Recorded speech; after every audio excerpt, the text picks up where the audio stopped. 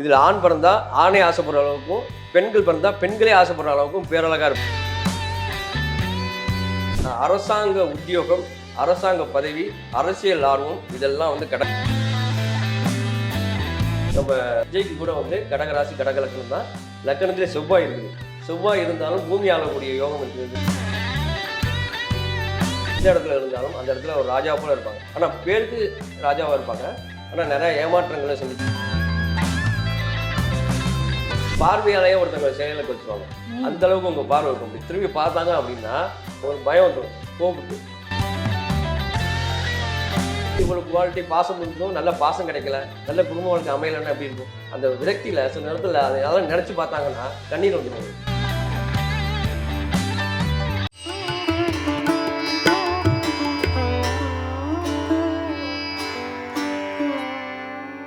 பிரணவ மந்திரம் நேயர்களுக்கு அன்பு வணக்கம். தொடர்ந்து ஒவ்வொரு லக்னத்திற்கான குணாதிசயங்கள், இவங்க இந்த லக்னத்தில் பிறந்துட்டா இந்த மாதிரி குணாதிசயத்தில் இருக்கும், இந்த மாதிரி படிப்பு துறையை செலக்ட் பண்ணலாம், எந்த மாதிரி வாழ்க்கை துணையை அவங்க செலக்ட் பண்ணலான்னு சொல்லி நமக்கு ஓவரால் ஒரு லக்னத்தினுடைய குணாதிசயத்தை பற்றி நமக்கு தெளிவாக சொல்கிறதுக்காக ஆஸ்ட்ராலஜர் வெற்றி அவர்கள் நம்ம கூட இணைஞ்சிருக்காங்க.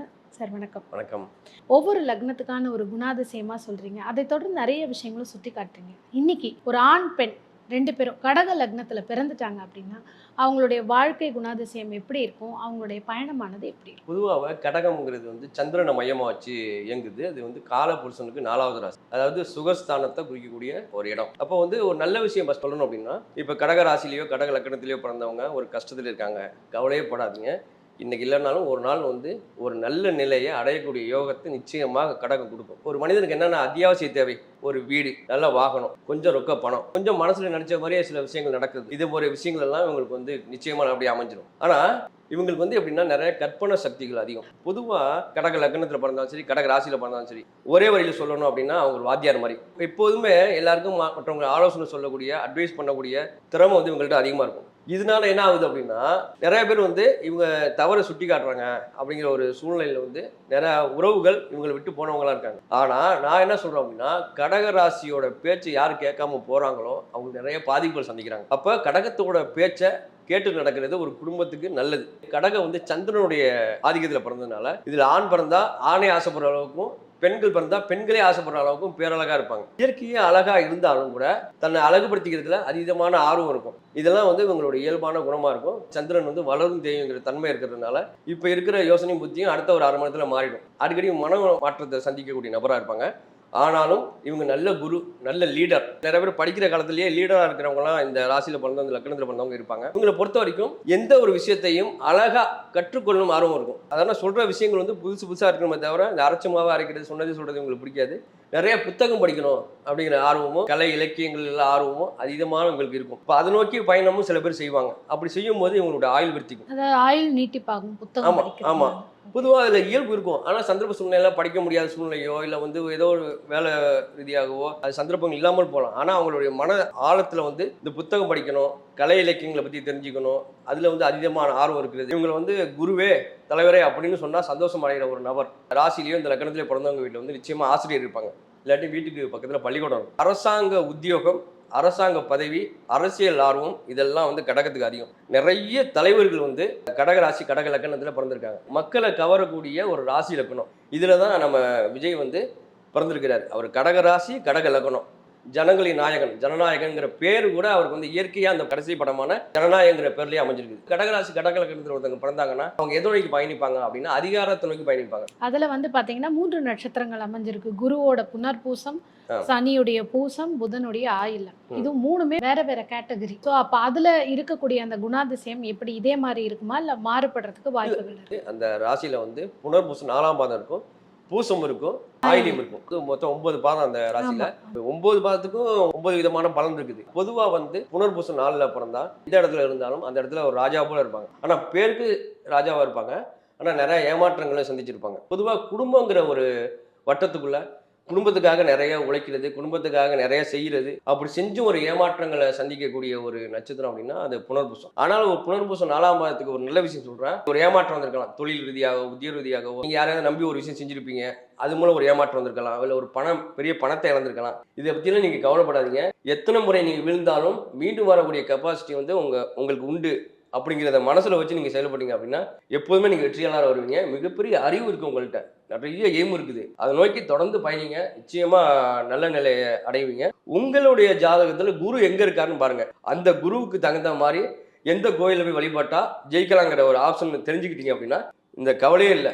மீண்டும் மீண்டும் வந்து வெற்றி அடைஞ்சிட்டு தான் இருப்பீங்க, உங்களுக்கு தோல்வி வராது. அடுத்தது பாத்தீங்கன்னா பூச நட்சத்திரத்துடைய 4 பாதமும் இருக்கு.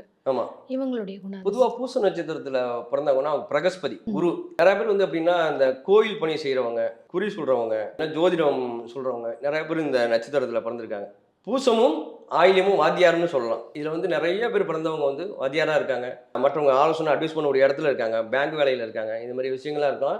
இவங்களை பொறுத்த வரைக்கும் நல்ல குரு. இவங்க நல்ல குருவாக இருக்கிறதுனால அந்த ராசிக்கு சொன்ன மாதிரி வந்து இவர் ஒரு தவறை சுட்டி காட்டுவார். அதனால நிறைய உறவுகள் வந்து இவங்களை விட்டு விலகி போயிடுவாங்க. அதே மாதிரி சூழ்நிலை இருக்கும். இந்த பூசம் வந்து எவ்வளவு பெரிய பாசமாக இருந்தாலும், நேசமாக இருந்தாலும், நல்ல நாலேஜ் அறிவு இருந்தாலும், குடும்ப வாழ்க்கையில நிறைய பேருக்கு ஒரு ஏமாற்றமும் கண்ணீரும் இருக்கிற மாதிரி தான் நிறைய சூழ்நிலை இருக்குது. தனிமையே மேல் அப்படின்னு சொல்ற அளவுக்கு சிலர் வந்து இந்த வாழ்க்கையை விரக்தியில விலகி போற அளவுக்கெல்லாம் நிறைய ஏமாற்றங்களை சந்திக்கக்கூடிய ஒரு நட்சத்திரம் வந்து பூசம். பூசம் வந்து அருமையான ஒரு வழிகாட்டக்கூடிய அற்புதமான ஒரு நட்சத்திரம், பிரகஸ்பதி குரு. இப்ப கடகத்துல அடுத்ததாக பூச நட்சத்திரம். இதுல வந்து ஒருத்தருக்கு ஜென்ம நட்சத்திரம் பூசமா இருக்குன்னா சந்திரன் அதுலயே இருப்பாங்க. நிறைய பேர் ஜாதகத்துல குருவும் அதே பூசத்திலேயே இருக்கும். பாதம் வேணா வேறையா இருக்கும். குறிப்பா இது ஒரு ஆண் ஜாதகமா இருக்கும் பொழுது இன்னும் என்ன மாதிரி ஒரு பிளஸ் பாயிண்ட்ஸ் எல்லாம் அதுல? பூசத்துல வந்து குருவும் இருக்கிறாரு, சந்திரன் இருக்காரு அப்படின்னா இது வந்து குருச்சந்திர யோகங்கிற ஒரு யோகத்தை கொடுக்கும். இது முன் வாழ்க்கையோட பின் வாழ்க்கை நல்லா இருக்கும் அப்படிங்கிறதுல ஒரு கருத்து இருக்குது.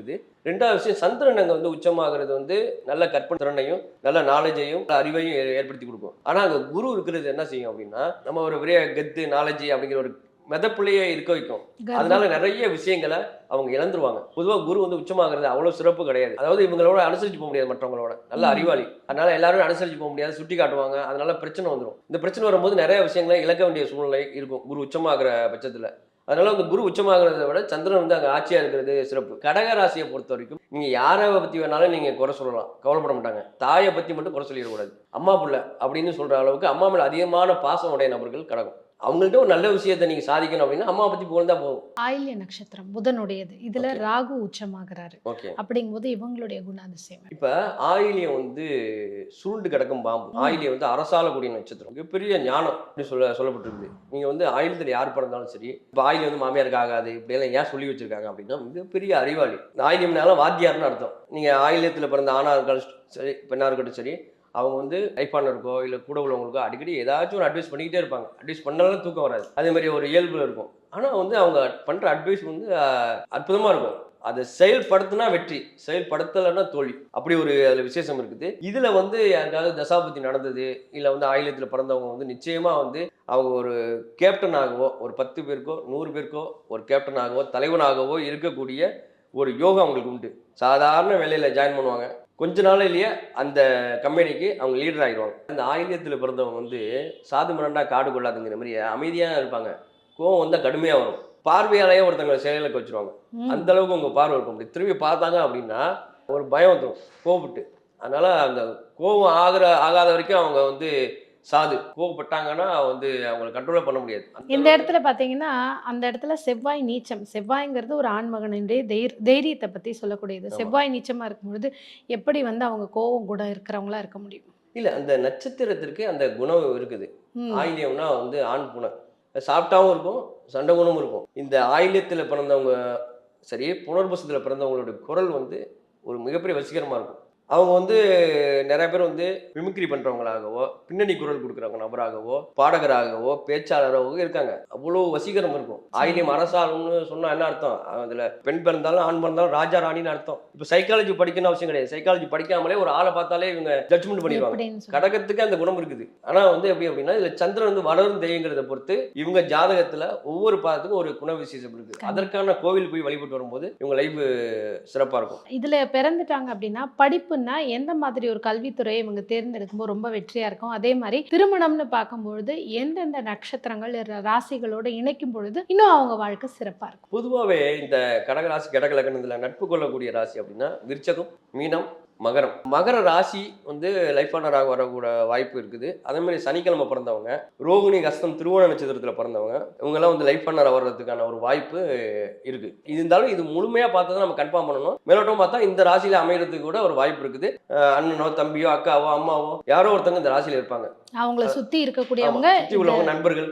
அது விருச்சகம், மகரம், மீனம் இந்த ராசிக்காரங்க இருப்பாங்க. கல்வி படிப்பு அப்படின்னு செலக்ட் பண்ணும்போது எந்த துறையை இவங்க செலக்ட் பண்ணா இன்னும் நல்லா இருக்கும்? கல்வின்னு எடுத்துக்கிட்டிங்கன்னா கடகம் அப்படின்னு எடுத்தால அரசு சார்ந்த துறை எது வேணாலும் எடுத்து படிக்கலாம். அதை நோக்கி பயணிக்கக்கூடிய நபர்கள் தான். ஆசிரியர் பணி, நேச்சுரல் பற்றி படிக்கிறது, உணவு கேட்டரிங்கை பற்றி படிக்கிறது, இதெல்லாம் கூட இவங்களுக்கு வந்து மிகப்பெரிய அளவில் கை கொடுக்கும். அதே மாதிரி வாகனத்தை பற்றி படிக்கிறது, வாகன பிரியர், இவங்க விதவிதமாக வாகனம் வாங்குற கற்பனை அதிகமாக இருக்கும். இப்போ நம்ம வந்து பாசிட்டிவ்ஸ் நிறைய விஷயங்கள் பற்றி பேசணும். இனிமேல் இந்த தவறுகளை வாழ்க்கையில் செய்யாமல் இருங்க, இந்த மாதிரி விஷயத்த மதிங்க, அப்போ உங்கள் லைஃப் நல்லா இருக்கும் அப்படின்னா என்ன மாதிரி விஷயத்த தவிர்க்கணும் கடகத்தில்? பொதுவாக அந்த ராசியில் பிறந்தவங்க அதிகமாக உணர்ச்சி வசப்படுவாங்க. இவ்வளோ குவாலிட்டி இருக்குல்ல கடகத்துக்கு, ஆனால் இவங்களுக்கு வந்து இவ்வளோ குவாலிட்டி பாசம் இருந்தும் நல்ல பாசம் கிடைக்கல, நல்ல குடும்ப வாழ்க்கை அமையலைன்னா எப்படி இருக்கும்? அந்த விரக்தியில சில நேரத்தில் அதெல்லாம் நினைச்சு பார்த்தாங்கன்னா கண்ணீர் வந்துடும் உங்களுக்கு. மன ரீதியான பாதிப்பும் உடைய நபர்கள் தான் அந்த கடகம். இவங்க வந்து அதிகமாக உணர்ச்சி வசப்படாம இருக்க கத்துக்கிட்டா இவங்க லைஃப் நல்லா இருக்கும். அது இன்னொரு விஷயம் நான் சொல்றேன், அது உணர்ச்சி வசப்படாம எப்படி இருக்க முடியும்? நிறைய ஏமாற்றங்கள் சந்திக்கும் போது உணர்ச்சி வசப்படுதல், அழுகுறது, இதெல்லாம் வந்து இயல்பா இருக்கும். இவங்க வந்து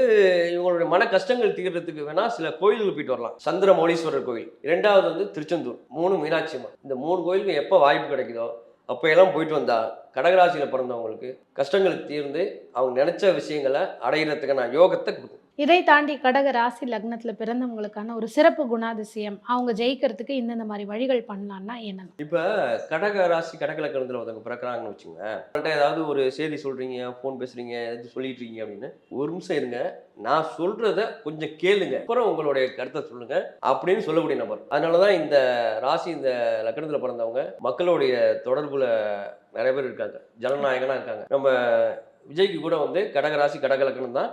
லக்கணத்திலே செவ்வாய் இருக்குது. செவ்வாய் இருந்தாலும் பூமி ஆளக்கூடிய யோகம் இருக்குதுன்னு ஒரு பாயிண்ட் இருக்குது ஜோதிடத்தில். இன்னொரு விஷயம் அப்படின்னா திருவாதிரை சூரியன் உலகாலும் அப்படின்னு ஒரு ரூல் இருக்குது. திருவாதிரை சூரியன் உலகாலும்னு இருக்குது.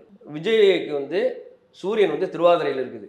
அப்போ அதற்கான முழு தகுதியும் யோகமும் உடையவர் அப்படிங்கிறத இந்த ஜோதிடம் சொல்லுது. அவருடைய ஜாதகம் பூமி ஆளக்கூடிய ஒரு தகுதி யோகமும் அவருக்கு சரியா இருக்குது. அதை ப்ராப்பரா சரியா மூவ் பண்ணாங்க அப்படின்னா நிச்சயமா அந்த விஷயம் நடக்கும். சில நேரங்கள்ல இந்த ஜாதகம் நல்ல தசாபதி நடக்கும்போது நான் வசைந்தால் நாடு அசையும் அப்படின்னு சொல்ற மாதிரி மிகப்பெரிய ஒரு வசீகரத்தை இந்த கடகராசி கடக லக்னத்துக்கு கொடுக்கும். ஒரு பெருங்கூட்டம் விஜய்க்கு வருது அப்படின்னா இந்த ஜாதக அமைப்பு தான் காரணம். இதே நிறைய இடத்துல நீங்க வாஸ்து பார்க்க போறதுனால இந்த ஒரு கேள்வி, கடக ராசி லக்னத்துல பிறந்தவங்களுக்கு பொதுவா எந்த திசைக்கான வீடுகள் அமையறதுக்கு வாய்ப்புகள் அதிகம்? எல்லா மனிதனுமே இந்த வாழ்க்கை ஒரு முறை தான்.